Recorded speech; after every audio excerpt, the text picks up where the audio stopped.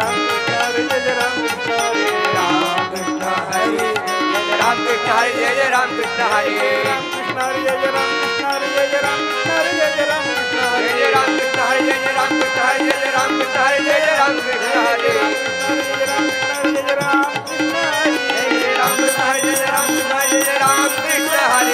राम कृष्ण हरे जय राम कृष्ण हरे राम कृष्ण हरे जय राम कृष्ण हरे जय राम कृष्ण हरे जय राम कृष्ण हरे जय राम कृष्ण हरे जय राम कृष्ण हरे जय राम कृष्ण हरे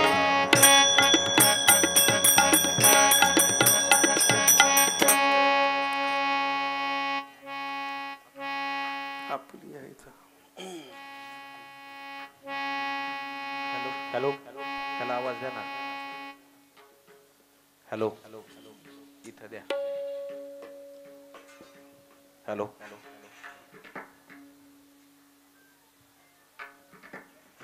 हॅलो हॅलो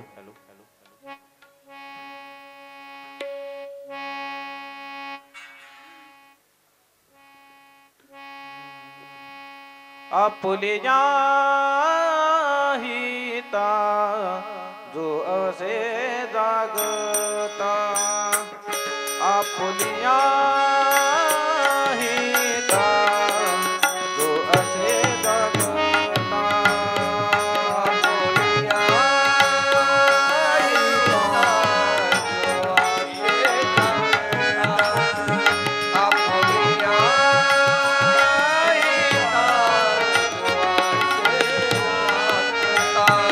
आपुलिया हिता जो असे जागता आपुलिया हिता जो असे जागता आपुलिया हिता जो असे जागता आपुलिया हिता जो असे जागता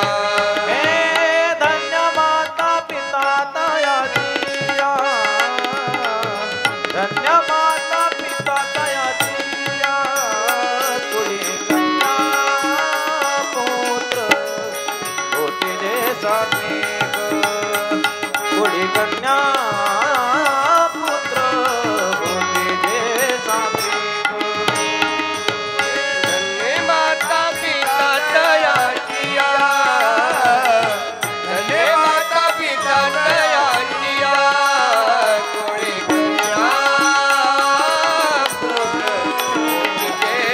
साथी कोई कन्या पुत्र है तयाता हरि खवाटे देवा देवा तयाता हरि खवाटे देवा कुड़ी कन्या पुत्र होती है साथी कुड़ी कन्या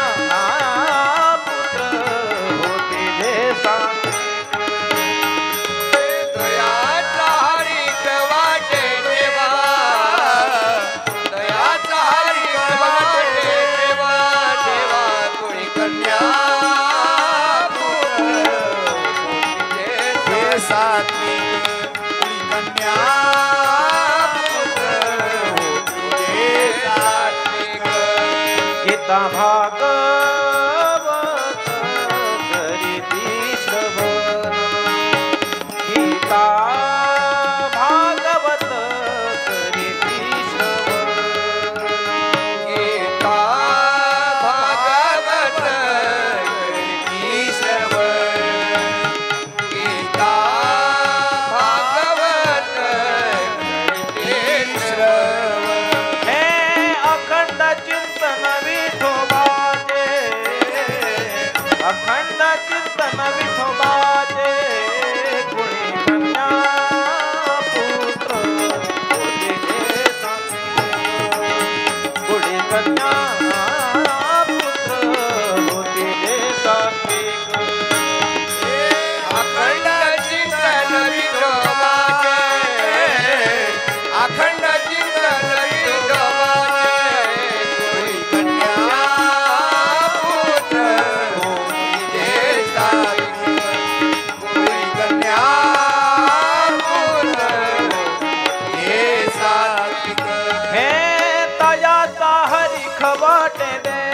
देवा तयाचा हरिक वाटे देवा पुढे कन्या पुत्र होते ते सात्विक पुढे कन्या पुत्र होते ते सात्विक दयाचा हरिक वाटे देवा दयाचा हरिक वाटे देवा पुढे कन्या पुत्र होते सात्विक पुढे कन्या पुत्र होते सात्विक तुका म्हणे मद घडो त्यांची सेवा तुका म्हणे मद घडो त्यांची सेवा कामने मद घडो त्याची सेवा तुकामने मद घडो त्याची सेवा हा तरी माझ्या दैवा पार नाही कधी माझ्या दैवा पार नाही पुढे कन्या पुत्र होते ते सात्विक पुढे कन्या पुत्र होते ते सात्विक तरी माझ्या दैवा पार नाही तरी माझ्या दैवा पार नाही पुढे कन्या पुत्र होते सात्विक पुढे कन्या पुत्र होते सात्विक हा तयाचा हरिक वाटे देवा देवा तयाचा हरिक वाटे देवा देवा कन्या पुत्र होते ते सात्विक पुढे कन्या पुत्र होते ते सात्विक दयाचा हरिक वाटे देवा दयाचा हरिक वाटे देवा देवा पुढे कन्या पुत्र होते सात्विक पुढे कन्या पुत्र होते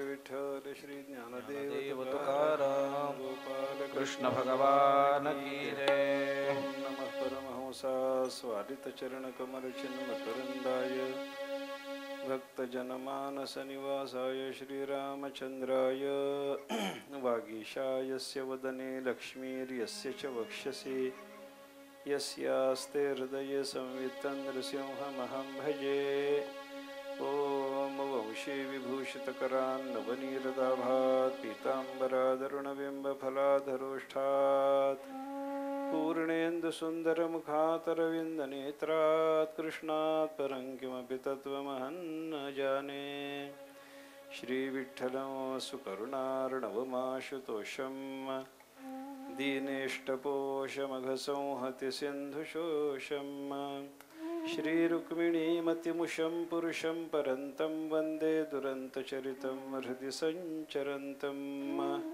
गुरुर्ब्रह्मा गुरुर्विष्णुः गुरुर्देवो महेश्वरः गुरुः साक्षात् परं ब्रह्म तस्मै श्रीगुरवे नमः आपादमौलिपर्यन्तं गुरूणामाकृतिं स्मरेत् तेन विघ्नाः प्रणश्यन्ति सिद्ध्यन्ति च मनोरथाः ॐ योऽन्तः प्रविश्य मम वाचमिमां प्रसुप्तां सञ्जीवयत्यखिलशक्तिधरस्वधाम्ना अन्यांश्च हस्तचरणश्रवणत्वगादीन् प्राणान्नमो भगवते पुरुषाय तुभ्यं पुण्डरीकवरदा विठ्ठल श्री ज्ञानदेव तुकाराम गोपालकृष्ण भगवान की जय सच्चिदानंद रूपाय विश्वोत्पत्त्यादि हेतवे तापत्रय विनाशाय श्रीकृष्णाय वयं नमः. श्रीमद भागवताच्या कथेच्या संदर्भात आपण कालपासून थोडासा विचार करायला सुरुवात केलेली आहे. भागवताचा महिमा काय या संबंधात विचार करत असताना तुकाराम महाराजांसारख्या साधू पुरुषांनी किंवा भागवत शब्दाच्या व्युत्पत्तीतून आपल्याला भागवत शब्दाचा जो महिमा कळाला, भागवताचा जो महिमा कळाला, त्या संबंधात आपण विचार केला. भगवता पुरोक्तम भागवतम. भागवत शब्दाची व्युत्पत्ती अशी भगवंतानं सांगितलेलं शास्त्र, भगवंताच्या संबंधातलं शास्त्र आणि भगवंतानी सांगितलेलं शास्त्र असं असल्यामुळं भागवताचं महिमान आहे असं आपण चिंतन काल थोडंसं करून आलो. भगवंताच्या संबंधातलं शास्त्र आहे आणि भगवंताच्या संबंधातलं शास्त्र सांगणाराही परमात्माच आहे. आपलं स्वतःचं व्यक्तित्व, आपला स्वतःचा परिचय जसा स्वतःला असावा तसा अन्य कुणाला असू शकत नाही. त्याच पद्धतीनं परमात्म्याचा परिचय परमात्म्याने जर दिला तर तो जसा यथार्थ ठरतो तसा इतर कोणी जर परमात्म्याचा परिचय द्यायला लागला तर तो यथार्थ ठरणार नाही. त्या दृष्टीने आपण भागवताचा विचार करावा. भागवत म्हणजे काय आहे? भगवंताचा परिचय. आणि भागवत म्हणजे काय आहे? भगवंतानी दिलेला भगवंताचा परिचय. असं असल्यामुळे भागवताचा महिमा विशेष आहे असं आपण काल थोडंसं चिंतन करून आलो. आणि भागवतासारख्या ग्रंथाच्या बद्दल आपण विचार करत असताना दुसऱ्या पद्धतीने एक विचार केला. व्यासमहर्षीने हा ग्रंथ रचला नाही तर संकलन केलंय. वेदशास्त्रांच्या बद्दल आपल्याकडे शास्त्रकारांनी सांगितलं की बाबा हे सगळं वाङ्मय अपौरुषेय आहे. अपौरुषेय आहे म्हणजे काय? संकलित केलेलं हे वाङ्मय. कोणी एका विशेष पुरुषानं हे निर्माण केलेलं आहे असं नाही. आणि एका विशेष पुरुषानं, पुरुष विशेषानं निर्माण केलेलं हे वाङ्मय नसल्यामुळं पुरुषाच्या बुद्धीमध्ये जो कोणता दोष असू शकतो त्या दोषाचा संबंध या वाङ्मयाशी नाही. मनुष्य म्हणला की त्याच्या बुद्धीमध्ये भ्रम आहे, मनुष्य म्हणला की त्याच्या बुद्धीमध्ये प्रमाद आहे, मनुष्य म्हणला की त्याच्या बुद्धीमध्ये विप्रलिप्सा म्हणजे फसवण्याची भावना आहे, मनुष्य म्हणला की त्याच्या इंद्रियाच्या ठिकाणी काहीतरी अक्षमता आहे. आणि या सगळ्या कारणांनी मनुष्याला होणारं जे ज्ञान आहे ते कधी भ्रमात्मक असेल, कधी प्रमादात्मक असेल, कधी फसवण्याच्या पद्धतीचं असेल किंवा कधी त्याला करण्याची असमर्थता असल्यामुळे न्यून पद्धतीनं झालेलं ते विषयाचं ज्ञान असू शकतं. आणि जसं ज्ञान झालं तसं त्यानं त्याच्या ग्रंथामध्ये जर मांडलं असेल तर मनुष्यानं रचलेल्या ग्रंथातलं ज्ञान हे यथार्थ आहे असं आपल्याला म्हणता येत नाही. आणि वेदशास्त्राचा विचार जर आपण करायला लागलो, पुराण वाङ्मयाचा विचार जर आपण करायला लागलो, इतिहास वाङ्मयाचा विचार जर आपण करायला लागलो तर हे सगळंच्या सगळं वाङ्मय रचित नसून संकलित आहे. म्हणून आपल्याकडं पुराणाच्या नंतर क्रमांक जो येतो तो स्मृती ग्रंथाचा येतो. स्मृती म्हणजे काय? स्मृती म्हणजे रचलेलं नाही, मागचं आठवलं ते लिहून ठेवलं. याज्ञवल्क्य स्मृती म्हणजे याज्ञवल्क्यांना आचाराच्या संबंधातला जुन्या लोकांचा जो आचार होता तो आठवला, तो त्याने लिहून ठेवला. आणि त्याने लिहून ठेवला याचा अर्थ त्याने ते निर्माण केलं नाही. मागचं सगळं स्मरणात घेऊन त्यांनी लिहिलेलं जर असेल तर त्याला रचना म्हणता येत नाही, ते संकलन आहे. आणि संकलनाच्या पद्धतीचे हे सगळे ग्रंथ असल्यामुळे याच्यामध्ये पुरुषाच्या बुद्धीचा संबंध नाही, पुरुष बुद्धीचा दोष नाही, याच्यामध्ये भ्रम नाही, याच्यामध्ये प्रमाद नाही, याच्यामध्ये विप्रलिप्सा नाही, याच्यामध्ये कर्णापाटव नाही, याच्यामध्ये रसास्वाद नाही. आणि सगळ्या दोषांनी मुक्त अशा पद्धतीचं हे वाङ्मय असल्यामुळं मनुष्य मात्राचं कल्याण करण्याचं सामर्थ्य याच्यामध्ये आहे. ही गोष्ट आपण लक्षात घेऊ शकतो. वेदाला जसं जगाचं कल्याण करता येतं, कारण वेदाचं वर्णन जसं केलं, वेदा सर्व हितार्थाय, वेद अमुक एकाचं कुणाचं कल्याण करण्याकरता आले असं आपल्याला म्हणता येत नाही. शास्त्र असं सांगतं की वेद सर्वांचं कल्याण करण्याकरता आले. लोकांचं म्हणणं असतं वेद ब्राह्मणाचं कल्याण करण्याकरता आले, असं नाही. वेद सर्वांचं कल्याण करण्याकरता आले. वेद जसं सर्वांचं कल्याण करण्याकरता आले तसे स्मृती ग्रंथ, तसे पुराण ग्रंथ, तसं इतिहास ग्रंथ, हे सगळे सगळे सगळे ग्रंथ आणि किंबहुना संतांचं वाङ्मय सुद्धा, अलीकडच्या ज्ञानोबाराय, तुकोबाराय, या सगळ्या साधू पुरुषाचं वाङ्मय सुद्धा जगाचं कल्याण करण्याकरता आलेलं हे वाङ्मय. रसाळ पद्धतीनं रचना याच्यामध्ये आपल्याला दिसून येते. ज्ञानोबारायची ज्ञानेश्वरी रसाळ आहे, तुकोबारायचे अभंग रसाळ आहेत, नामदेवरायचे अभंग रसाळ आहेत. काव्य म्हणून यांचा विचार करणं सुद्धा आपल्याला शक्य होतं. भागवत रसाळ आहे. निगमकल्पतरोर गलितम फलम शुकमुखात अमृतद्रव संयुतम पिबत भागवतम रसम. भागवताचं वर्णन करत असताना असं सांगितलं केलं की बाबा हा ग्रंथ रसात्मक आहे, अमृतद्रव संयुत आहे, याच्यामध्ये अमृतद्रवाचा प्रवाह आहे. म्हणजे आस्वाद्य अशा पद्धतीचे हे ग्रंथ आहेत. समास्वादन याचं करता येतं आपल्याला. बुद्धीनं समास्वादन करा, वाणीनं समास्वादन करा, कानाने समास्वादन करा, डोळ्याने समास्वादन करा. भागवताचे अक्षर डोळ्यानं पाहणं, डोळ्यांनी समास्वादनच आहे. भागवताचे अक्षर कानाने ऐकली, कानानं समास्वादन झालं. भागवताच्या अक्षराचा आपण उच्चार केला, भागवताच्या अक्षराचं आपण मनानं चिंतन केलं, मनानं समास्वादन झालं, उच्चार केला, वाणीनं समास्वादन झालं, म्हणजे जगामध्ये जे समुद्र मंथनातून निघालेलं अमृत आहे त्या अमृताचा विचार जर आपण केला, ते रसाळ आहे हे जरी खरं असलं तरी त्याचं समास्वादन एकच आहे, रसनेंद्रियानं करता येणारं. आणि परमामृत जे आहे, संत महात्म्यांच्या वाङ्मयातून वाहणारे जे परमामृत आहे, याच्यामध्ये संकलित असलेलं जे परमामृत आहे, याचं समास्वादन जर आपण करायचं ठरवलं तर सगळ्या ज्ञानेंद्रियांनी याचं समास्वादन करता येतं आपल्याला.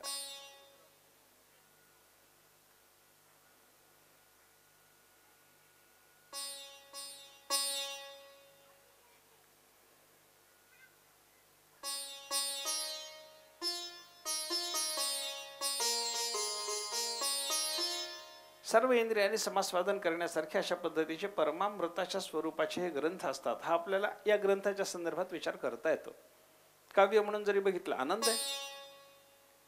सगळी काव्याची प्रयोजनं या सगळ्या ग्रंथातून आपल्याला पाहायला सापडतात की नाही बघा तुम्ही.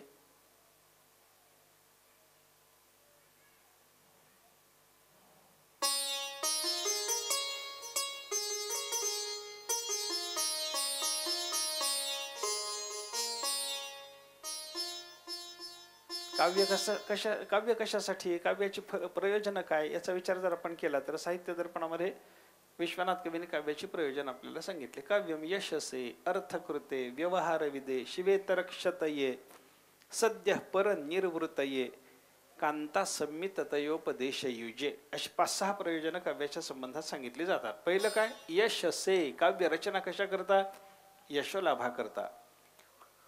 व्यास महर्षींनी भागवत रचलं, जगामध्ये यश लाभलं, त्यांना कीर्ती झाली, त्यांचे नावलौकिक झाला. कोणत्याही संतांनी रचलेलं जे काव्य असतं किंवा कोणत्याही एखाद्या विद्वानाने रचलेलं काव्य असतं त्याला यश देणारं असतं, नावलौकिक होतो त्याचा. कालिदासानं काव्य रचना केली, कालिदासाचा नावलौकिक झाला. असं वर्णन करतात कालिदासाच्या बद्दल, पुरा कवीनाम गणना प्रसंगे कनिष्ठिकाधिष्ठित कालिदासः अद्यापि तत्तुल्य कवे रभावात अनामिका सार्थवती बभूव. आपल्या या बोटाची नावं जर आपण पाहायला लागलो, या बोटाला कनिष्ठिका म्हणतात, त्याच्या बाजूच्या बोटाला अनामिका म्हणतात, मध्यमा, तर्जनी, अंगुष्ठ अशी या बोटाची नावं आहेत की नाही. आणि मोजायचं झालं, गणना करायची झाली तर आपण गणना कुठून करतो, अंगठ्याकडून करतो का करंगळीकडून करतो, करंगळीकडून करतो. म्हणून एकदा काय झालं, जुन्या काळात काही विद्वान लोक बसले आणि आत्तापर्यंत चांगले कवी कोण कोण होऊन गेले याची गणना करायची ठरली. आणि पहिलं नाव आठवलं, कालिदास. कालिदास कुठं बसला, करंगळीवर. करंगळीवर कालिदासाचं नाव ठेवल्याच्या नंतर त्या कालिदासाच्या तुलनेचा कवी अजून कोणी मिळालाच नाही. म्हणून या बोटाचं जे अनामिका नाव आहे ना, या बोटाला नावच नाही अजून. या बोटावर ठेवण्यासारखं एकाही कवीचं नाव नाही. कालिदासाच्या तुलनेचा दुसरा कवी नसल्यामुळे ह्या बोटाचं अनामिका हे नाव सार्थ झालं. हे काय आहे, कालिदासाचा गौरव आहे, हे कालिदासाची कीर्ती आहे, हे कालिदासाला प्राप्त झालेलं यश आहे. अनेक विद्वानांच्या एक उद्भट नावाचे एक कवी होऊन गेले. त्या उद्भट नावाच्या कवीने त्यांच्या काव्याच्या प्रारंभाला, उद्भटाने त्यांच्या काव्याच्या प्रारंभाला, घेऊन जाऊ दे त्याला एकदा, चटकन घेऊन जाऊ दे, कारण काय मला थोडं विक्षेप होतं त्याच्यात.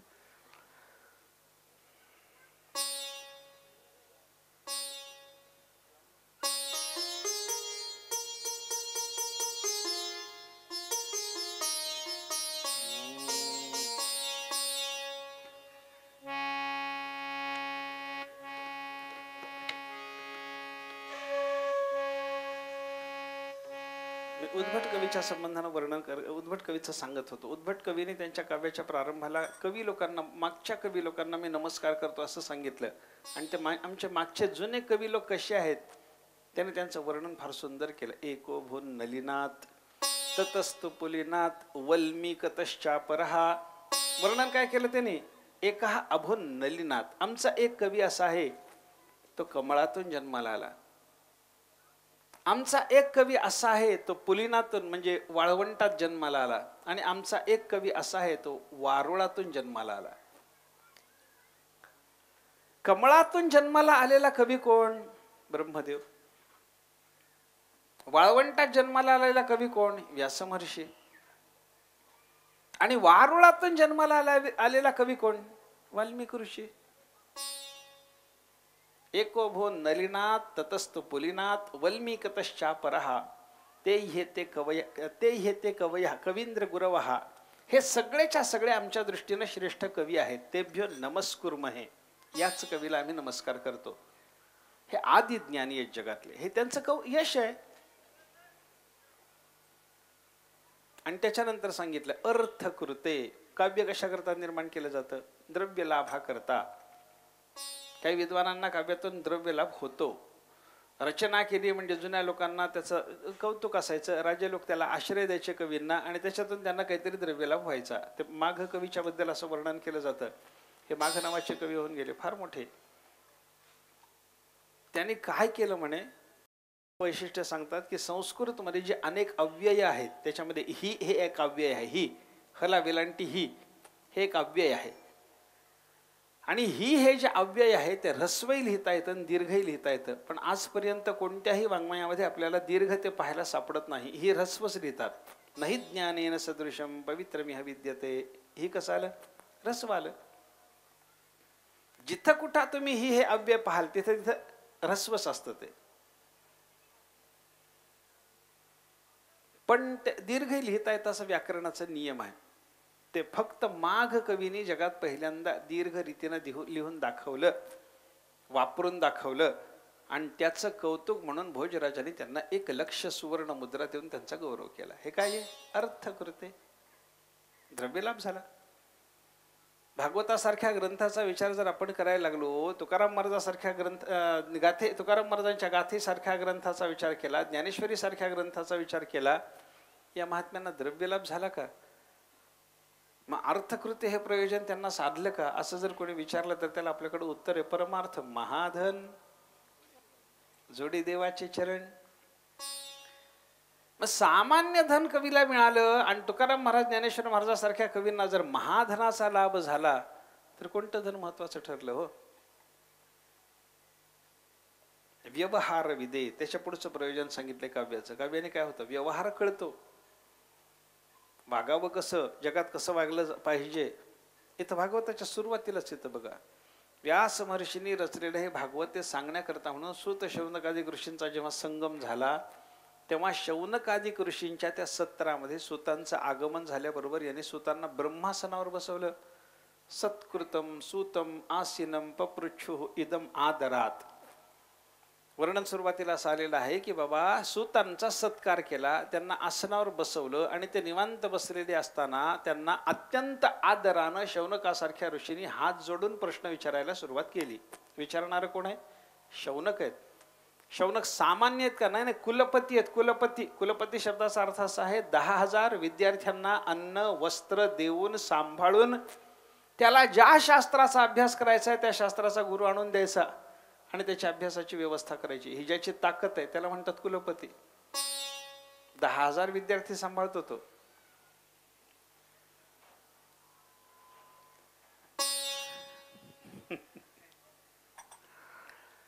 दहा 10,000 विद्यार्थी सांभाळतो आणि 10,000 विद्यार्थ्यांना अन्न वस्त्र सगळी व्यवस्था करतो, निवासाची व्यवस्था करतो, त्याला शास्त्राभ्यासाची व्यवस्था करतो, त्याला आवश्यक असलेला गुरु आणून देतो आणि तो गुरु या विद्यार्थ्याला योग्य पद्धतीने अध्यापन करतो की नाही हे जाणून घेण्याची त्याला त्या शास्त्राची क्षमता असते. एवढा ज्ञानी असलेला महात्मा त्याचं नाव आहे कुलपती. शौनक कुलपती आहेत आणि कुलपती असलेले शौनक सूतांना ब्रह्मासनावर बसवल्याच्या नंतर हात जोडून त्यांना प्रश्न विचारतात. व्यवहार आहे हा.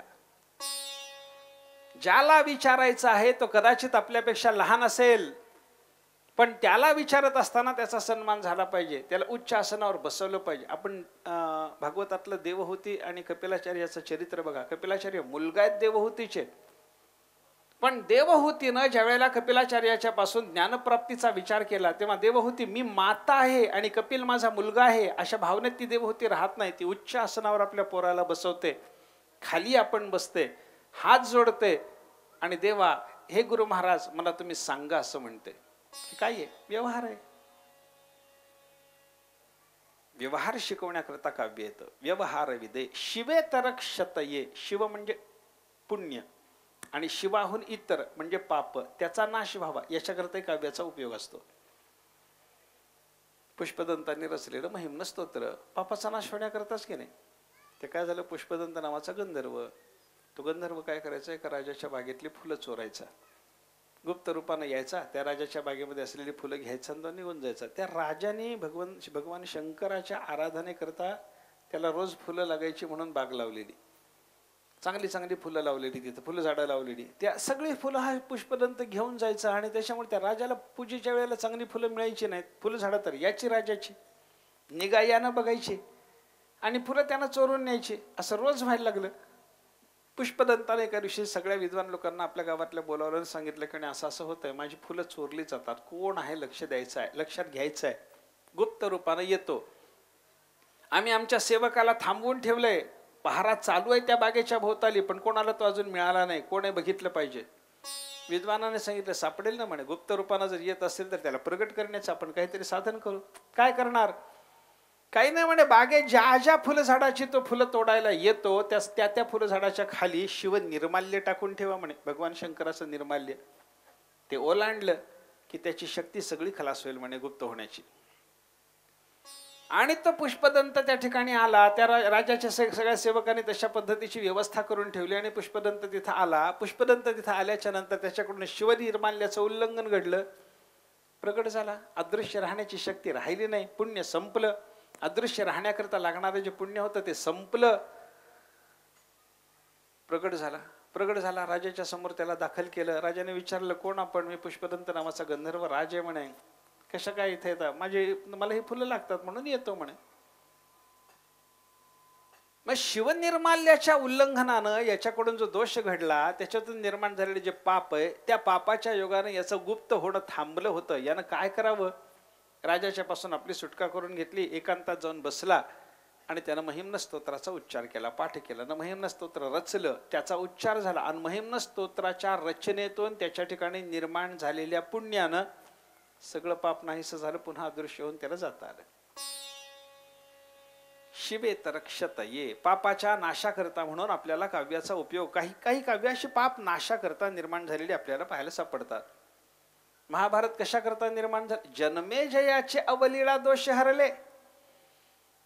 जन्मेजयाच्या ठिकाणी असणाऱ्या सगळ्या दोषाचा नाश व्हावा, त्याच्या ठिकाणी आलेल्या दोषाच्या योगाने त्याला पांढरं कोड फुटलं होतं आणि ते निवृत्त व्हावं याच्याकरता म्हणून त्याला महाभारत ऐकवलं गेलं. अवलीला दोष हरले, सगळे दोष हरण झाले, दोष गेले आणि त्याला पुन्हा पूर्ववत रूप प्राप्त झालं. हे काय आहे? पापाच्या नाशाकरता म्हणून काव्याची रचना, काव्याचं श्रवण. तसं भागवताचा विचार करा. भागवत शिवेतर क्षती करणार आहे की ना? आहे ना. धुंदुकारीचे दोष कशाने गेले आपल्याला ऐकायचंच आहे ते आता चरित्र, म्हणून आता इथं लगेच विस्तारानं सांगायचं कारण नाही. शिवेतर क्षतीसाठी म्हणून काव्याचा उपयोग. त्याच्यानंतर पुढे सांगितलं, सद्य पर निर्वृत्तये, ताबडतोब मोक्ष प्राप्त व्हावा. परा निर्वृत्ती, निर्वृत्ती म्हणजे सुख, परनिर्वृत्ती म्हणजे सर्वश्रेष्ठ सुख म्हणजे मोक्ष सुख. ते सद्य हा मिळावं, ताबडतोब मिळावं, याच्याकरता सुद्धा काही काव्याची रचना असते. भागवताचा विचार जर आपण केला तर 7 दिवसात मोक्ष मिळाला की नाही हो. शुक सनकादी केव भारीला बाहो,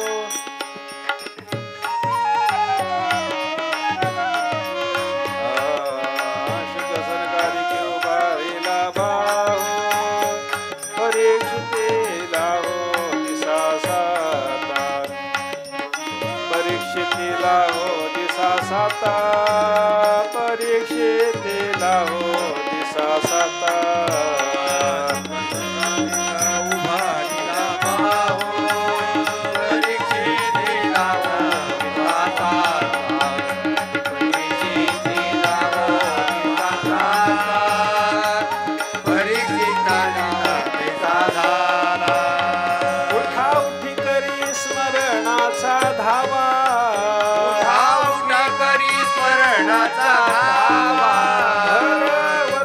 देवाना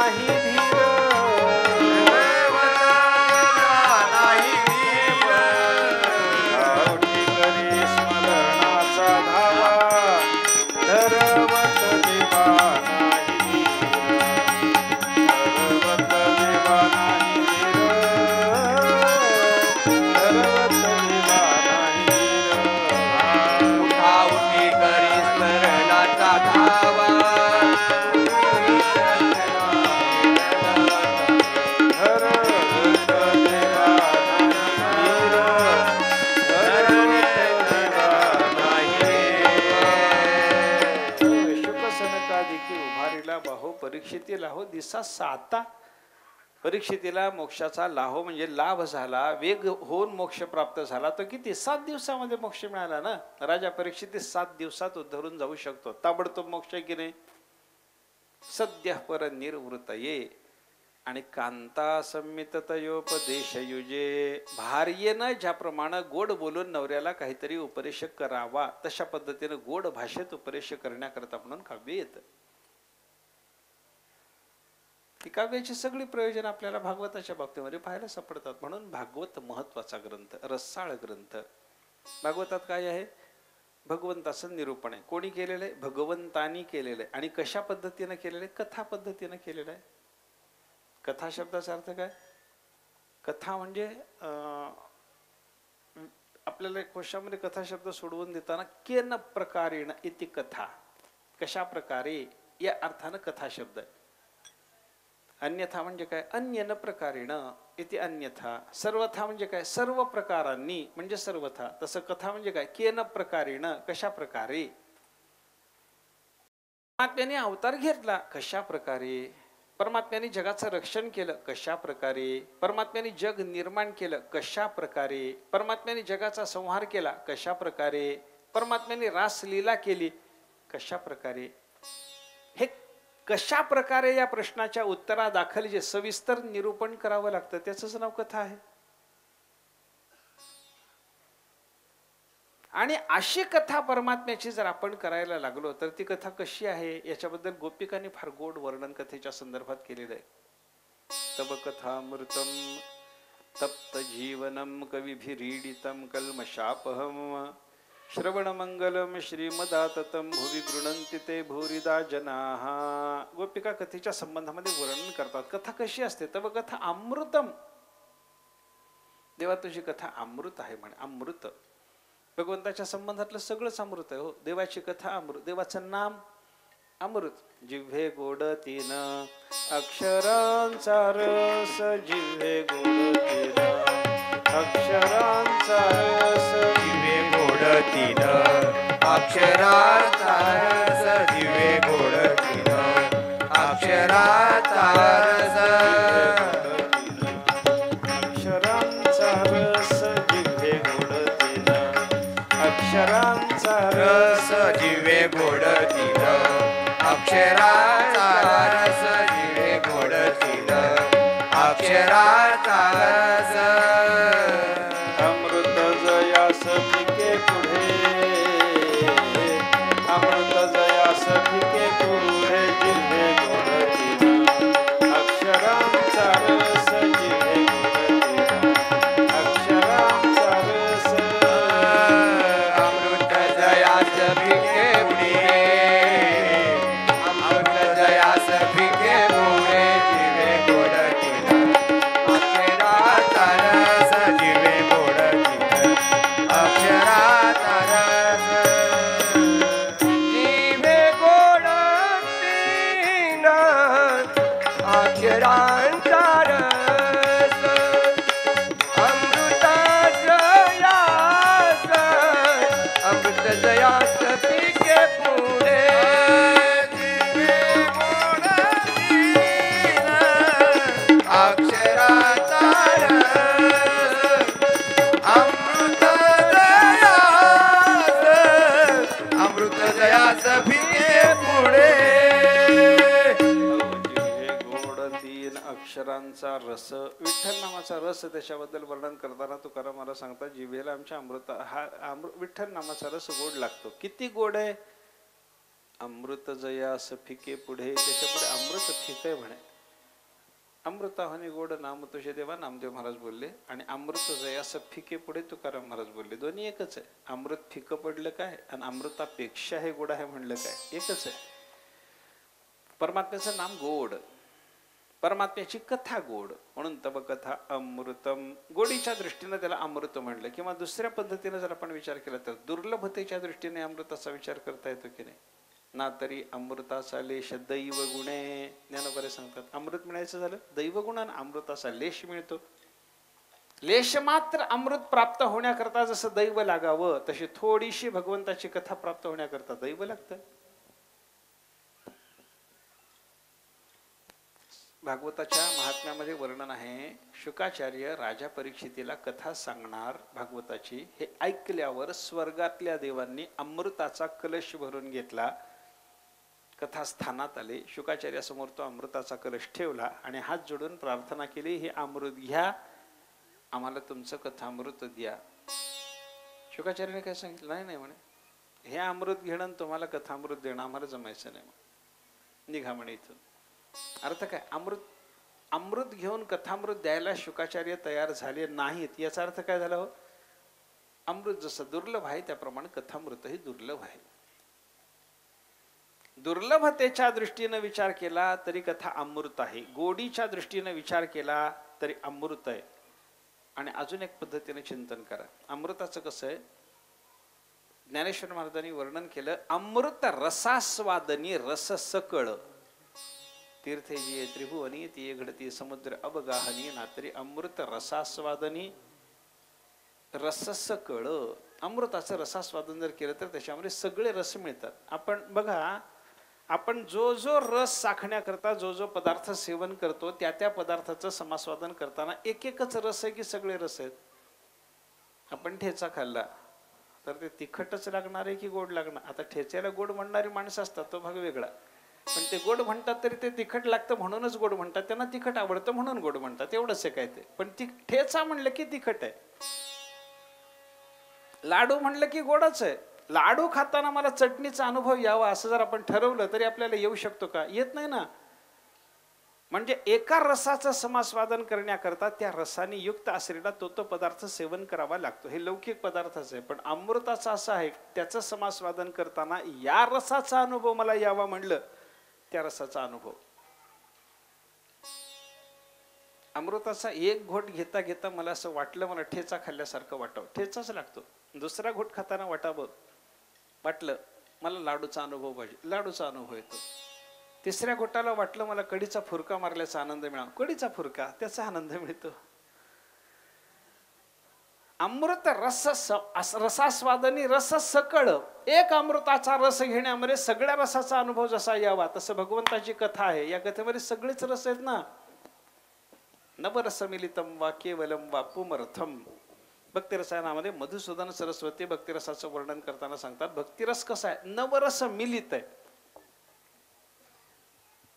भगवंताच्या कथेमध्ये शृंगार आहे, वीर आहे, करुण आहे, हास्य आहे, रौद्र आहे, भयानक रस आहे, बीभत्स रस आहे ना.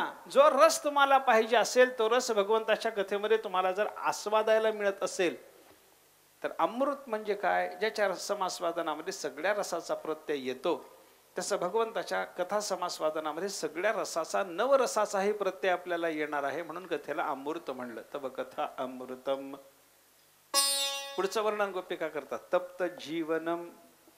संसारामध्ये त्रिविध तापानं तापलेल्या जीवाला शांत करणारं जीवन पाणी म्हणजे कथा आहे.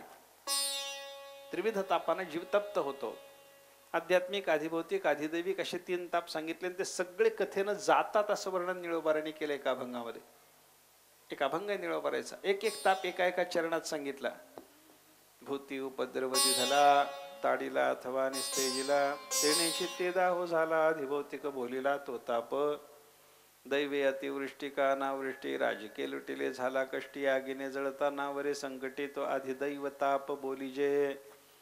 देही प्रगटे रोग व्याधी, तेणे हळदी तापे बुद्धी, लोळे न पुरे दुःखावधी, आध्यात्मिक त्रिशुद्धी तो ताप. ऐसे त्रिविध ताप सत्संगती, विवेक श्रवणे विलया जाती, म्हणून कीर्तनी बुद्धिमंती अवश्य श्रवणार्थी बैसावे. निळा म्हणे होईल लाभ, ब्रह्मानंदा निघती कुंभ, प्रसन्न होऊनी पद्मनाभ, शीतळ करील सर्वार्थी. त्रिविध तापाचं स्वरूप सांगितलं निळोबारांनी पहिल्यांदा आपल्याला. इतर भूतमात्रापासून प्राप्त होणाऱ्या पिढीला आधिभौतिक ताप म्हणतात. सरपत चावला, विंचूत चावला, कोणीतरी मारहाण केली, कोणीतरी अपमान केला, हे इतर जीवापासून प्राप्त होणारी जी पीडा आहे, ते जे दुःख होतं त्याला आधिभौतिक दुःख म्हणतात. दैवयोगानं होणारं दुःख असलं, अतिवृष्टी झाली, अनावृष्टी झाली, दैवयोगानं होणारं दुःख. आणि आध्यात्मिक दुःख म्हणजे काय, शरीराला किंवा मनाला होणारी जर पीडा असली, शरीरात काही रोग झाला, अंतःकरणाला काही व्याधी जडला, कामाची पीडा झाली, क्रोधाची पीडा झाली, लोभाची पीडा झाली, अहंकाराची पीडा झाली, या सगळ्या अंतःकरणाला होणाऱ्या पीडा आणि शरीराला होणारे 72,000 कोणतेही रोग, याला काय म्हणायचं? आध्यात्मिक पीडा, आध्यात्मिक ताप. हे 3 ताप जे आहेत ना, याच्यामध्ये सगळ्या जगातल्या दुःखाचा अंतर्भाव होतो. हे त्रिविध ताप कशानं जाणार? कथेनं जाणार आहे. म्हणून कथा कशी आहे? तप्त जीवनम. अजून कशी आहे? कवी भी ईडितम. कवी म्हणजे ज्ञानी, आणि ज्ञान्यांनी ईडित म्हणजे स्तुती केलेली. ज्ञानी, मोठ्या मोठ्या ज्ञानी लोकांनी भगवंताची कथा गायलेली आहे. आजपर्यंत भगवंताची कथा गाणारा कोणी ज्ञानोबाराय बाळक्रीडा गातात, तुकोबाराय बाळक्रीडा गातात, नामदेव महाराज बाळक्रीडा गातात. अर्थ काय? बडे बडे ज्ञानी सुद्धा भगवंताची कथा गाताना आपल्याला दिसतात. गावत ब्रह्मा दिक मुनी नारद, ब्रह्मा दिक मुनी नारद, गावत ब्रह्मा दिक मुनी नारद, गावत ब्रह्मा दिक मुनी नारद, वाल्मीक विज्ञान विशारद, वाल्मीक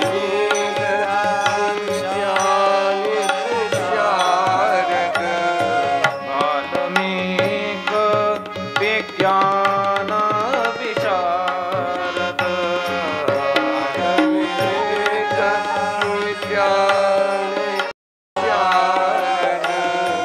शुक सनकादि शेष अरुशारद,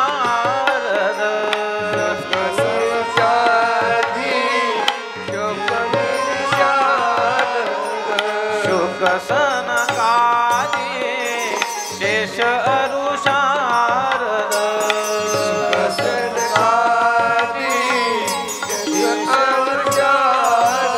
परनि पवन सुत कीर्तिनी की, आरती श्री रामायण जी की, आरती श्री रामायण जी की, आरती श्री रामायण जी, आरती श्री रामायण जी की.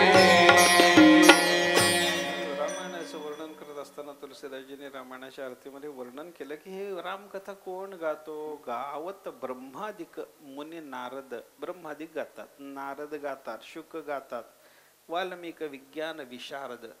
सगळ्या विशेष ज्ञानाच्या बाबतीमध्ये विशारद असलेले, निपुण असलेले वाल्मिकी ही कथा गातात. शुक, सनकादिक, शेष, शारद आणि शारदा हे सगळे सगळे भगवंताची कथा गातात. म्हणजे काय झालं? कवी भी ईडितम. कवींनी गायलेली. कवी म्हणजे नुसतं काहीतरी टलाट जोडलं, तलात जोडलं की कवी झाला असं म्हणायचं कारण नाही बरं का. कवी शब्दाचा अर्थ ज्ञानी असा आहे. कवी म्हणजे ज्ञानी.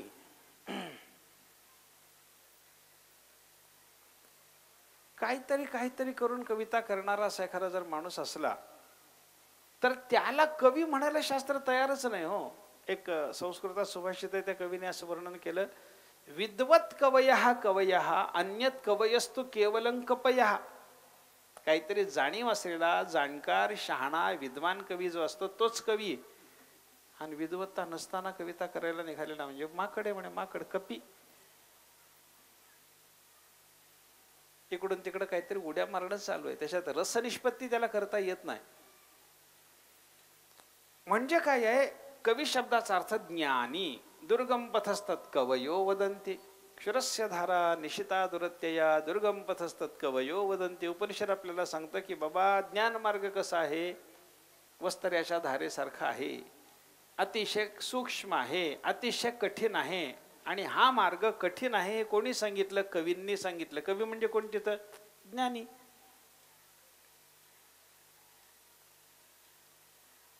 आणि ते कवी भगवंताची कथा गातात. हे कथेचं महत्व आहे. कवी भी ईडितम. ज्ञान्यांनी भगवंताची कथा गायलेली आहे.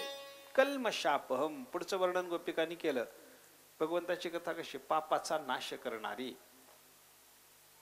कशाही पद्धतीनं भगवंताची कथा कानावर आली, श्रुतम हरति पापानी, कानावर पडल्याबरोबर पापाचा नाश करते. श्रवण मंगलम, कानावर पडल्याबरोबर मांगल्याची प्राप्ती करून देणारी भगवंताची कथा आहे. काय असतं, काही शब्द चांगले नसतात, पण ते चांगले नसलेले शब्द काही लोकांच्या मुखातून आले तर ते मंगलच ठरतात.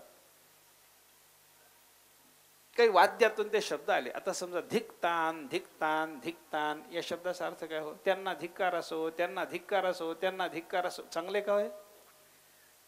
धिक्तान धिक्तान धिगेतान असं जर मी म्हणायला लागलो तर हे काय झालं? माझ्या तोंडातून हा शब्द अभद्र ठरतो.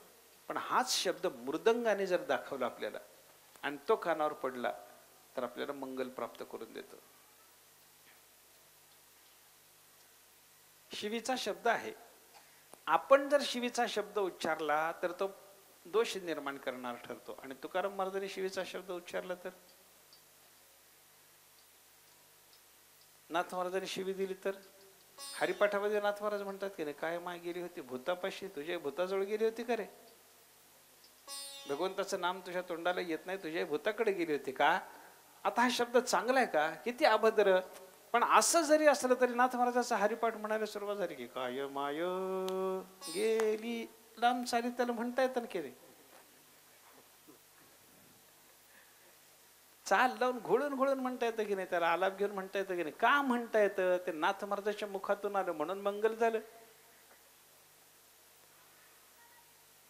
श्रवण मंगलम. तसे भागवतातले सगळेच्या सगळे शब्द कसे आहेत? कथेतले भगवंताचे शब्द कसे असतात? श्रवण मात्रानं मांगल्याची प्राप्ती करून देणारे. श्रीमत. अजून भगवंताची कथा कशी आहे? श्रीमान आहे, वैभवी आहे. श्रीमान शब्दाचा अर्थ वैभवाची आहे भगवंताची कथा. देवाच्या कथेसारखं वैभव कशात नाही बघा. भगवंताच्या कथेत काय वैभव आहे आपल्याला बघायचं झालं तर शुकाचार्याच्या कथेचं वैभव बघा. प्रल्हाद स्थालधारी, प्रल्हाद स्थालधारी, तरलगतितया चोद्धव कांस्यधारी, वीणाधारी सुरर्षी, स्वरकुशलतया राग करतार्जुनो भूत, इंद्रो वादीन् मृदंगः, जय जय सुकरा कीर्तने ते कुमारः, यत्राग्रे भावभक्ता सरसरचनया व्यासपुत्रो बभूव. हे शुकाचार्याच्या कीर्तनाचं वैभव आहे. प्रल्हाद तालधारी. कीर्तन म्हणलं की साथीदार लागतात. कीर्तनामध्ये मृदंग वाजवणारा पाहिजे, चाल म्हणणारा पाहिजे, टाळ वाजवणारा पाहिजे, ताल दाखवणारा पाहिजे. टाळ वाजवता नुसते टाळ वाजवतच राहतात, त्यांना ताल दाखवायला कोणीतरी पाहिजे. 1 2 3 म्हणायला पाहिजे कोणीतरी एक. नाहीतर ते काल कुठं चालला, सम कुठं चालली कळतच नाही. मात्र 1 आहे का 5 आहे कळतच नाही. ताल दाखवणारा पाहिजे, टाळ वाजवणारा पाहिजे, चाल म्हणणारा पाहिजे, जय जयकार करणारा पाहिजे, मृदंग वाजवणारा पाहिजे. हे सगळे पाहिजेत ना. मग शुकाचार्याच्या कीर्तनात कोण आहेत हे सगळे? त्यांच्या कीर्तनाचं वैभव सांगितलं. प्रल्हाद तालधारी. ताल दाखवायला तिथं प्रल्हाद आहेत. तरल गतितयाच्या उद्धवा कांस्य धारे. कांस्य म्हणजे काशाचा निर्माण केलेला टाळ. हा कोण वाजवतो? तरल गतीनं, अगदी वेगानं, घोळून घोळून टाळ वाजवणारं कोण आहे तिथं? उद्धव आहेत. किंवा प्रल्हाद टाळ वाजवतात, कांस्य म्हणजे झांज उद्धव वाजवतात, असाही अर्थ केला जातो. वीणाधारी सुरर्षी. शुकाचार्याच्या कीर्तनामध्ये वीणा घेऊन कोण उभं आहे? देवर्षी नारद. स्वर कुशलतया राग करता अर्जुन हा अभूत. आणि अतिशय स्वर कुशल असल्यामुळं, राग रागिणीचं उत्तम ज्ञान असल्यामुळं त्यांच्या कीर्तनात उभं राहून शुकाचार्याच्या राग रागिणी गाणारा अर्जुन आहे. इंद्र हा अवादीन मृदंगम. देवाचा राजा इंद्र शुकाचार्याच्या कीर्तनात येऊन बसून मृदंग वाजवतो. आणि कीर्तनामध्ये जसा मधून मधून आपण भगवंताच्या नामाचा जयघोष करतो की नाही, पुंडलिक वरदा हरी विठ्ठल वगैरे वगैरे, असा जयघोष करण्याकरता तिथं सनकादिक मुनी आहेत. जय जय सुकरा हा कीर्तने ते कुमारा हा. आणि अशा त्या मांदिळ्यामध्ये कीर्तन करणारं कोण? व्यासपुत्र बहु शुकाचार्य. म्हणजे शुकाचार्याच्या कीर्तनाचं वैभव केवढं बघा. देवर्षी नारदानी वीणा वाजवावी, इंद्रानी मृदंग वाजवा. वैभव नाही का हो? म्हणून कथा कशी आहे? श्रीमत वैभवाची आहे. नामदेवरायच्या कीर्तनाचं वैभव कसं होतं? नामदेवराय कीर्तनाला जर उभे राहिले, कीर्तन करायला लागले, तर त्यांच्या कीर्तनात देव नाचतो की नाही हो? नामदेव कीर्तन करे पुढे देवनाचे पांडुरंग. नामदेव कीर्तन करे पुढे देवनाचे पांडुरंग. नामदेव कीर्तन करे पुढे देवनाचे पांडुरंग. नामदेव कीर्तन करे पुढे देवनाचे पांडुरंग. जरी म्हणे ज्ञान देवा बोला भंग. नामदेव कीर्तन करी पुढे देवनाचे पांडुरंग. नामदेव कीर्तन करी पुढे देवनाचे पांडुरंग. जनी म्हणे ज्ञान देवा बोला अभंग. हे नामदेव कीर्तन करी पुढे देवनाचे पांडुरंग. नामदेव कीर्तन करी पुढे देवनाचे पांडुरंग. नामदेव कीर्तन करी. नामदेवराय कीर्तन करतात. वैभव कोणतं आहे नामदेवरायच्या कीर्तनाचं? लौकिक वैभव काही नाही हो नामदेवरायच्या कीर्तनामध्ये. नामदेवराय कीर्तनाला वाळवंटात उभे राहिले तर बाल वयामध्ये नामदेवरायच्या अंगावर नेसायला धोतर नव्हतं. सुंभाचा करदोडा, रट्ट्याची लंगोटी, नामा वाळवंटी कीर्तन करी. नामदेवराय वाळवंटात कीर्तनाला उभे राहिले तर कमरीला बांधायला करदोडा धड नाही हो रेशमाचा, सुंभाचा करदोडा. कोणाची तरी बाज मोडून पडलेली, त्याचा गजभर सुंभ आणायचा आणि त्याचा करदोडा करायचा नामदेवरायने. अंगावर नेसायला धोतर नसल्यामुळे लंगोटी लावायची. ती तरी कुठली हो? रेशमाची नाही, नाही सुताची नाही, रट्ट्याची लंगोटी हो. वैभव म्हणतात त्याला? नाही नाही, काही वैभव नाही. मी गमतीनं सांगतो, आजचा कीर्तनकार त्याच्या अंगावरचे कपडे काढून जरी नुसते आपण विकायचे ठरवले तर कमीत कमी 10,000 रुपये येतात, कमीत कमी. तसं करू नका, तसं करू नये आपण. हा भाग वेगळा. पण कीर्तनकाराच्या अंगावरचे कपडे सुद्धा एवढे मूल्याचे असतात आपले की त्याचे कपडे जरी विकले तरी 10,000 रुपये येतात. पण भूत नाचत नाही हो कीर्तनात आमच्या. कोणी नाचत नाही, कोणी नाचत नाही. पण नामदेवराय कीर्तन करायला लागले तर रट्ट्याची लंगोटी लावून उभे राहतात. सुंभाचा करदोडा ती रट्ट्याची लंगोटी अडकवायला बांधतात. पण कीर्तनामध्ये देव नाचे पांडुरंग. अनंत कोटी ब्रह्मांडाचा धनी परमात्मा पंढरीनाथ त्यांच्या कीर्तनात थया नाचतो. किती नाचतो? नाचता नाचता देवाचा गळला पितांबर. देव नाचायला लागला की देवाच्या अंगावरचा पितांबर गळून जावा. आणि सावध होई देवा ऐसा बोले कबीर. कबीर महाराजाला जाऊन तिथे सावध करावं लागायचं. देवा सावध व्हा. कबीर महाराज तिथं आहेत, देवाला सावध करतात. देव नाचतो. नामदेवराय कीर्तनाला उभे राहिल्याच्या नंतर जनाबाई बसलेल्या आहेत. जनाबाईचा एवढा अधिकार आहे, माझ्या नामदेवाच्या कीर्तनामध्ये ज्ञानोबरायांनी चाल म्हणावी. जनाबाईला जर वाटलं तर जनाबाई हक्कानं सांगते. जरी म्हणे ज्ञानदेवा बोला अभंग, म्हणा ज्ञानोबराय म्हणा, चाल म्हणा, अभंग बोला. ज्ञानोबरायने अभंग म्हणावा. कोण आहे ज्ञानोबराय हो? नामदेवरायचे गुरुचे गुरु आहेत हो. पण चाल म्हणायला टाळ घेऊन मागं उभे येतो. याला वैभव म्हणतात. नामदेवरायच्या ज्ञानेश्वर महाराज वगैरे कीर्तनाला आले, हा प्रकार आपल्याला फक्त वारीतला पाहायला सापडतो. आणि एरवीला नामदेवराय पुंडलिकाच्या पारावर कीर्तनाला उभे जर राहिले, नामदेवरायच्या मागं चाल म्हणायला, टाळ वाजवायला कोणी नसायचं. नामदेवरायच्या गाथेमध्ये वर्णन आहे. स्वतः परमात्मा पंढरीनाथ नामदेवरायच्या माग टाळ वाजवण्याकरता उभे असायचे. देवाने टाळ वाजवावा, देवाने चाल म्हणावी आणि नामदेवरायने कीर्तन करावं. याला म्हणतात वैभव. हे अलौकिक वैभव आपल्याला कथेच्या संदर्भात जे पाहायला सापडतं ना, याच्यामुळे कथा महत्वाची. श्रीमत कथा कशी आहे याचा विचार आपला चालू आहे. आणि आततम शेवटचं वर्णन कथेचं केलं कथा आतत आहे. आतत म्हणजे व्याप्त आहे, त्रिभुवनात व्यापून आहे. कथा नाही असं कुठंच आपल्याला पाहायला सापडत नाही. सगळीकडे कथा आहे. कुठं नाही कथा? स्वर्गात आहे, मृत्यूलोकात आहे, पाताळात आहे, सगळीकडे कथा आहे. ते कथेच्या संदर्भामध्ये असं एक उदाहरण सांगतात. भगवान शंकराला एकदा रामकथा ऐकायची इच्छा झाली. शंकराच्या मनात विचार आला, आपण रामकथा ऐकावी. आता कथा ऐकायची आहे, रामाची ऐकायची आहे. शंकराने विचार केला, मी कथा ऐकणार, सांगणारा कोणीतरी मोठा धरावा, चांगला वक्ता आणावा. काय का खर्च होईना. आता वक्ता आणायचं म्हणलं की खर्चाचाच मोठा प्रश्न आहे सध्या. काही का होईना, आणू म्हणे एक चांगला वक्ता. भगवान शंकर निघाले. आता कुठं जावं? शंकराने विचार केला की आपल्याला दुसरीकडे जायचं कारण नाही. आपण भगवान वाल्मिकांनी रामकथा पहिल्यांदा त्यांनी लिहिली ना, त्यांना जाऊन विनंती करू. चला. तमसा नदीच्या तीरावर वाल्मिकाचा आश्रम. भगवान शंकर आले. वाल्मिकीने पाहिलं आश्रमातून बसल्या बसल्या, अरे शंकर आपल्याकडं अचानक, न सांगता, न बोलावता, असं कसं झालं? जाऊन स्वागत केलं, बोलावलं, आणून बसवलं, आसनावर बसवलं, पूजा केली, नमस्कार घातला आणि नमस्कार करून हात जोडून भगवान शंकराला वाल्मिकी विचारायला लागले, देवा कुठं येणं केलं?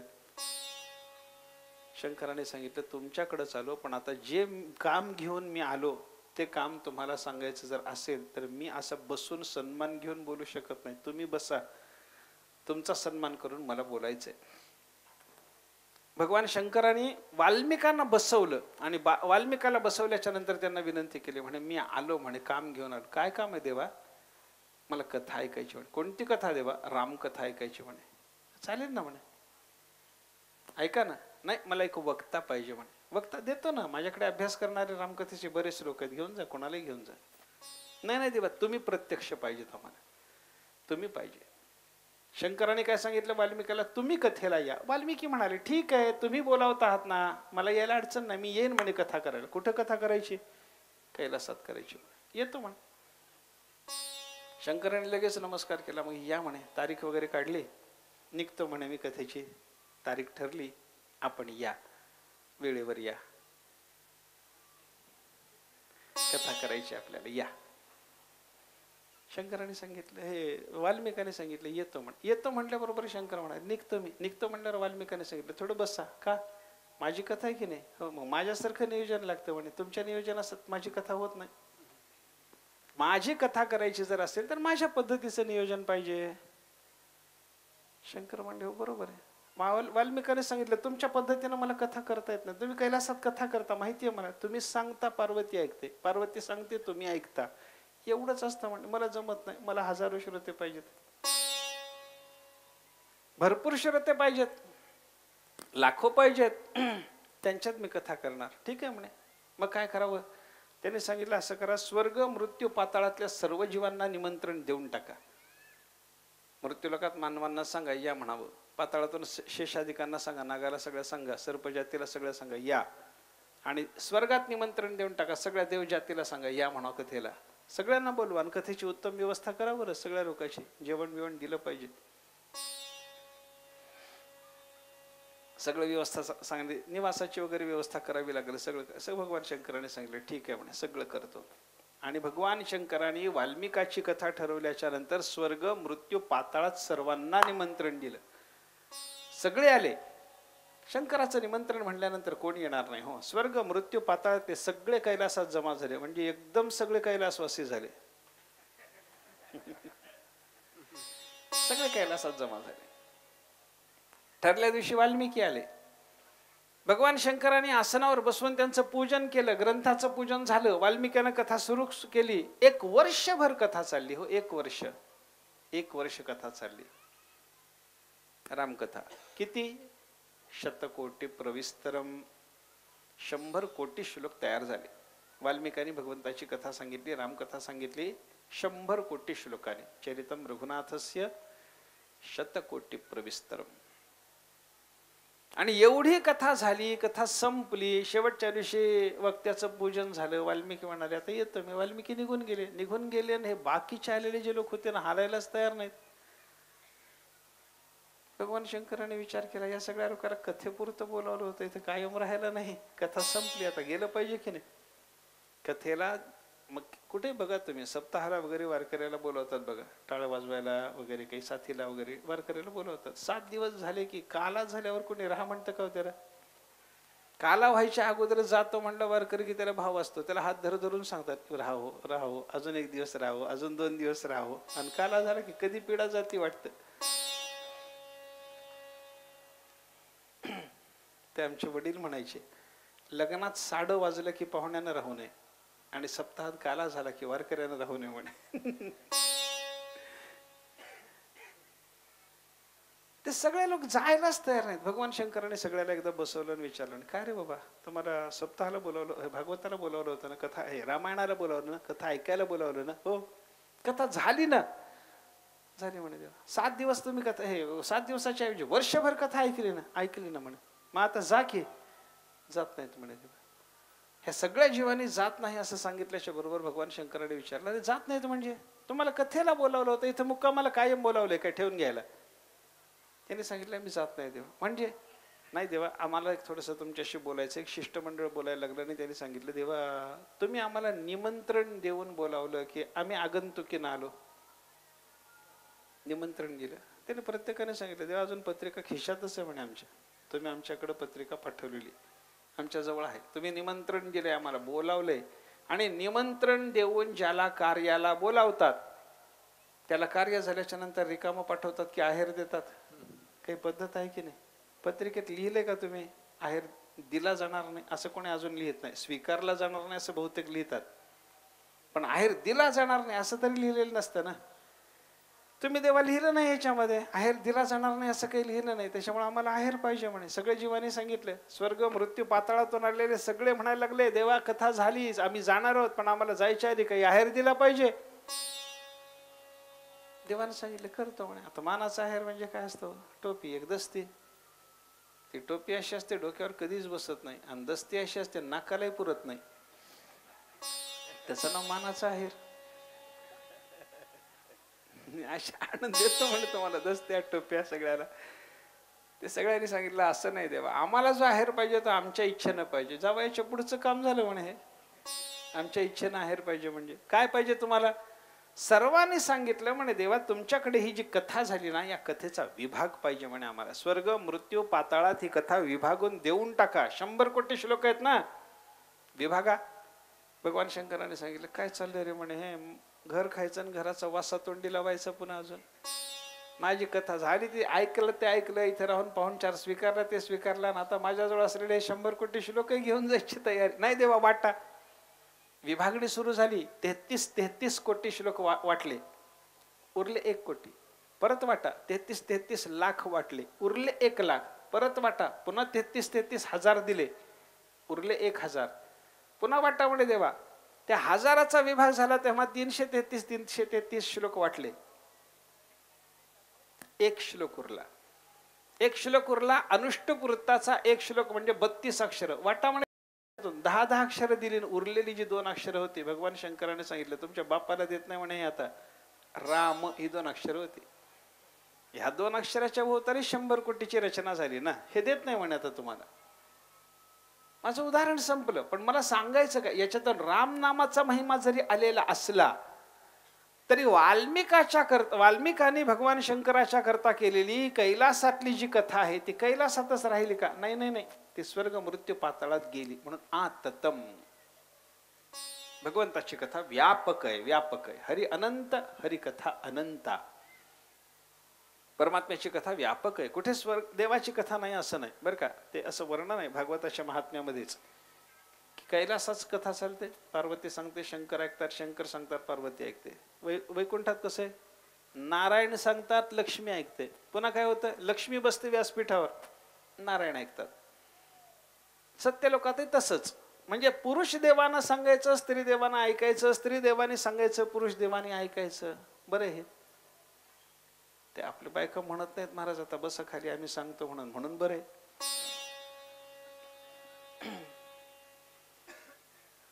तिथं मात्र असं आहे, पुरुषाने सांगावं, स्त्रीने ऐकावं. स्त्री देवाने, लक्ष्मीने सांगावं. आणि पुन्हा गंमत त्याच्यात महाराज अशी आहे, ते पुरुष देवाची जी कथा चालते त्याच्यापेक्षा दुप्पट काळ स्त्री देवाची कथा असते. लक्ष्मी हे नारायणाची कथा 7 दिवसाची आणि लक्ष्मीची कथा 14 दिवसाची, 15 दिवसाची. शंकराची कथा 6 महिन्याची, पार्वतीची कथा तिची सुरू झाली की 1 वर्षाची कथा आहे तिची. एवढं कसं? मला एकाने विचारलं, म्हणजे महाराज याच्यामध्ये बायका जर एवढी मोठी विस्तारानं कथा सांगतात तर विद्वान कोण हो? पुरुष की बायका? नारायणाला विद्वान म्हणायचं की लक्ष्मीला? शंकराला विद्वान म्हणू की पार्वतीला विद्वान म्हणू? कसं म्हणायचं? मला प्रश्न आला होता. मी तुम्हाला विचारतो, तुमचं म्हणणं काय सांगा? कोणाला मोठेपणा देऊ द्या, बायकातून सांगा. कोणाला मोठेपण देऊ द्या? शंकराला देऊ द्या विद्वत्ता, शंकराची मोठी म्हणू द्या की पार्वतीची म्हणू द्या? ते काय थोडं दूर झालात तुम्ही, त्याच्यामुळे तुम्ही काही बोललेले मला ऐकू येत नाही म्हणून तुम्ही बोलत नाहीत, हेही बरंच आहे.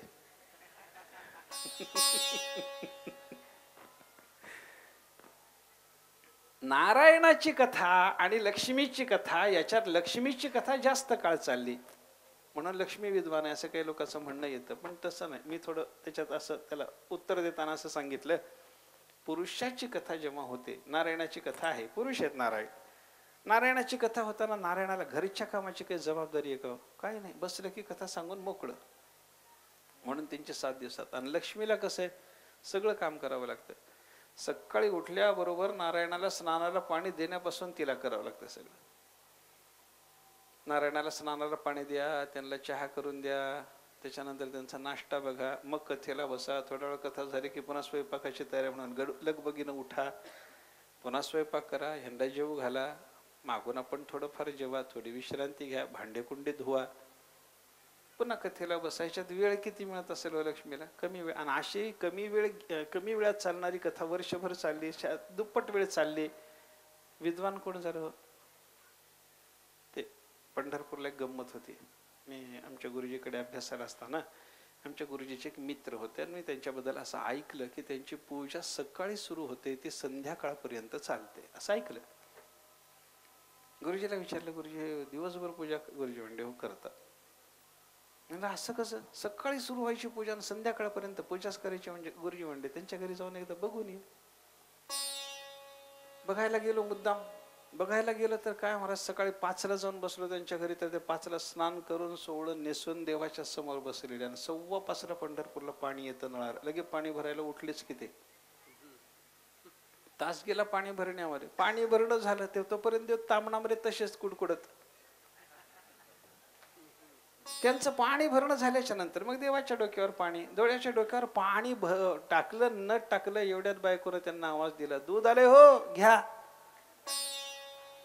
हे महाशय उठले, दूध घ्यायला गेले, चहा केला, त्या जगदंबेला दिला, मग स्वतः घेतला. एवढं सगळं झाल्याच्या नंतर देवाला पुसायला बसले, पुन्हा भाजी आणायला गेले. आता हे सगळं काम करत करत करत त्यांची पूजा दिवसभर जर चालली तर ती दिवसभर चालणारी पूजा आहे का हो? असं नाही ना. त्याप्रमाणे घरची सगळी कामं करत करत जर लक्ष्मीनं कथा दुप्पट वेळ सांगितली तर ती दुप्पट वेळ झाली असं थोडंच आहे, असं नाही ना. ते जाऊ द्या, त्याच्यात विद्वान कोण अविद्वान कोण ह्याच्यामध्ये आपल्याला चर्चा करायचं काय कारण?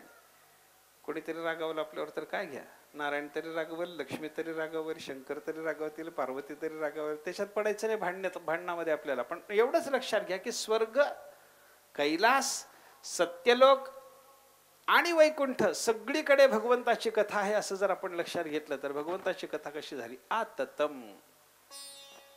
म्हणजे कशी आहे कथा? 7 पद्धतीनं कथेचं वर्णन केलं. तव कथा अमृतम तप्त जीवनम कविभे ईडितम कल्मश अपहम श्रवण मंगलम श्रीमत आणि आततम म्हणजे व्यापक अशा पद्धतीची भगवंताची कथा आहे.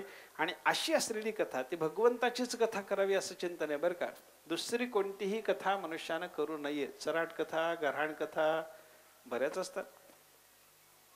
चराटासारखी कथा चालते बा. चराटिया दंत कथा माझी अनर्था कारण ते निळोबारा म्हणतात. चराटासारखी. चराट कसं असतं? ते सांबाडा घेऊन वळत बसतात म्हातारी माणसं. ते वळत बसले की पोराला कौतुक वाटतं, अरे कसं आहे ते पीळ कसा पडायला लागला बघ म्हणे, ते एकावर एक कसं यायला लागलं बघ बरं, असं म्हणत 2 पोरं जाऊन बघत बसतात. ते बघत बसलं की एकाला कंटाळा येतं. ते म्हणतात उठ की रे, उठ म्हणल्याबरोबर ते काय होतं तर थोडंच वळायचं शिल्लक राहिलं असतं. दुसरं पोरं म्हणतं थोडं बस रे, थोडंच राहिलंय. तेवढं बोटभर झालं की आपण उठू. आणि ते बोटभर झालं असं वाटेपर्यंत म्हातारा दुसरा पट्टा लावतो, पुन्हा वळायला चालू करतो. चालूच राहतं ते चराट. चऱ्हाट जसं संपतच नाही तसं काही कथा संपतच नाहीत ना. मला येते कशी न संपणारी कथा सांगू का तुम्हाला?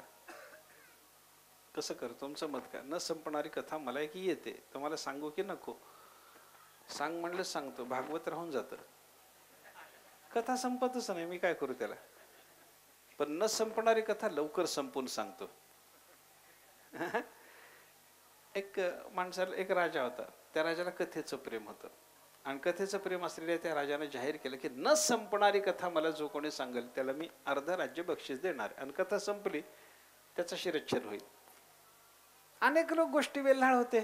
त्यांनी याला राजाला कथा सांगायला यायचं ठरवलं. आले राजाच्याकडे, सांगितलं आम्ही कथा सांगतो म्हणे. न संपणार, हा न संपणारी सांगतो. पण ते 2-4 दिवस संपून जायची की हो. राजा राणी आवडती ना आवडती किती चालायचं आता? आहे एकच आवडती असते, एकच ना आवडती असते, आता त्याला लांबवायचं किती?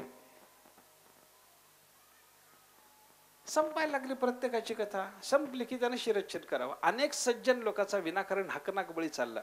अशा अवस्थेमध्ये त्या गावामध्ये एक साधू आले आणि ते साधू आल्यानंतर प्रधानाने राजा त्या साधूची गाडी घेतली आणि सांगितलं म्हणे आमच्या राजाला असं वेड लागले म्हणे, न ऐकायची कथा, न संपणारी कथा पाहिजे म्हणतात. आणि जो कोणी सांगायला येतो त्याची कथा संपली की त्याचा शिरच्छेद करतात. काय करावं सांगा? साधूने सांगितलं उद्या मी येतो म्हणजे तुमचा शिरच्छेद होईल महाराज, पाप माझ्या बोकांडी पुन्हा. नाही नाही तसं होत नाही म्हणे, तुमच्या राजाचं वेळ उतरवतो म्हणे उद्या येऊन.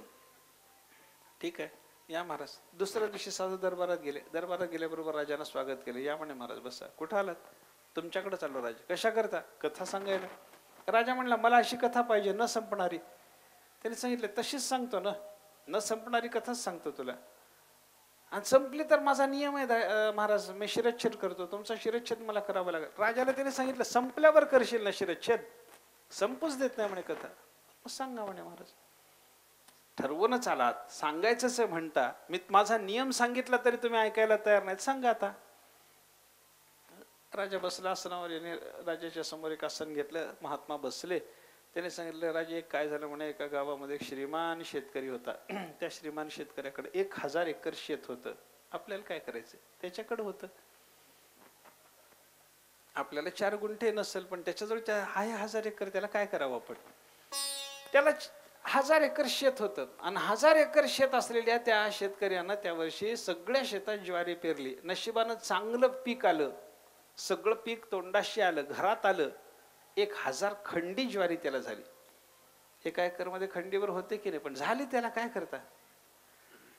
1000 खंडी ज्वारी त्याला पिकली आणि 1000 खंडी ज्वारी साठवण्यासारखं त्याच्याकडे कोठार होतं. त्या कोठारात त्यानं ती ज्वारी साठवली. गंमत झाली राजा. 1000 खंडी ज्वारी त्याच्या कोठारामध्ये असताना त्या कोठाराला, त्या दाराला, कोठाराच्या दाराला एक लहानसं छिद्र होतं. ते एवढं लहान होतं की त्याच्यातून एकच चिमणी एका वेळेला आत जाऊ शकत होती. राजा, एक चिमणी आली, आत गेली. तिने एक दाणा घेतला, ती बाहेर आली, भुरकन उडून गेली. राजा काय सांगावं? ती चिमणी परत आली, आत गेली, परत एक दाणा घेतला, बाहेर आली, भुरकन उडून गेली. काय सांगू राजा? पुन्हा ती आली रे, आत गेली, तिने एक दाणा घेतला, परत बाहेर आली, भुरकन उडून गेली. काय राजा किती सांगू आता तुला? ती चिमणी परत आली, तिला कसा कंटाळा येईना मला कळत नाही म्हणे. ती आली परत, आत गेली, एक दाणा घेतला, बाहेर आली, भुरकन उडून गेली. पुन्हा आली रे, आत गेली. आता किती सांगावं? राजा म्हणलं पुढचं सांगा की. ते म्हणले पुढं आहे कथा, पण 1000 खंडी दाणे संपू दे की म्हणले आधी. ती चिमणी एकटीच आत जाते, एक दाणा घेते, बाहेर येते, भुरकन उडून जाते. हे 1000 खंडी दाणे संपेपर्यंत चालेल, मग पुढची कथा म्हणले. राजा नमस्कार, संपू द्या कथा आत्ताच. ऐक नाही, न संपणारी पण संपली की नाही. आता ही चराटासारखी चालणारी कथा, एक चिडिया आई अंदर घुसी, एक दाना लिया, बाहेर आई, भर उड गई, काही सांगत बसा की हो. कल्याण आहे का याच्यामध्ये? चराटासारखी चालणारी ही दंतकथा माझी अनर्था कारणते. अनर्थाला, वाटोळ करण्याला कारण होणारी अशा या कथा असतात. पण या कथा करण्यामध्ये काही स्वारस्य नाही. मग कथा कोणाची करावी? कथा याची बरी विठोबाची. परमात्मा पंढरीनाथाची कथा करा, भगवंताची कथा करा, त्याच्यामध्ये कल्याण आहे. म्हणून ही भागवताची कथा आपल्याला पाहिजे ती. त्याचं कारण असं की ही कल्याण करणारी भगवंताची कथा आहे. भागवताचं महात्म्य आपल्याला थोडंसं पाहायचं आहे. भागवताच्या महिमानामध्ये पद्मपुराणात आलेला जो महिमा आहे त्याच्या सुरुवातीला भगवंताला नमस्कार करून मंगलाचरण केलं. सच्चिदानंद रूपाय विश्वोत्पत्त्यादि हेतवे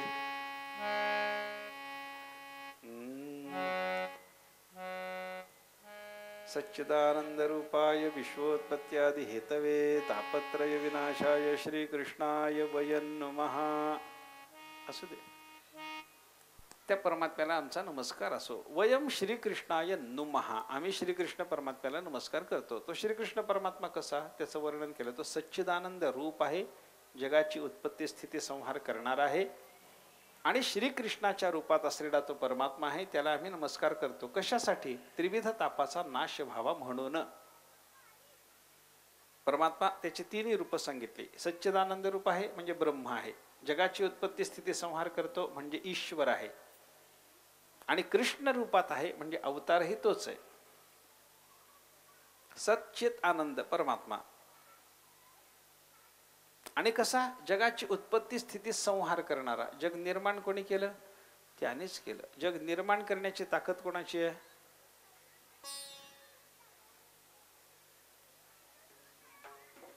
संपूर्ण जग निर्माण करण्याची ताकद दुसऱ्या कोणाचीही नाही बरं का. जयापासून सकळ महिमंडळ हे झाले, महिमंडळ हे झाले, महिमंडळ हे झाले.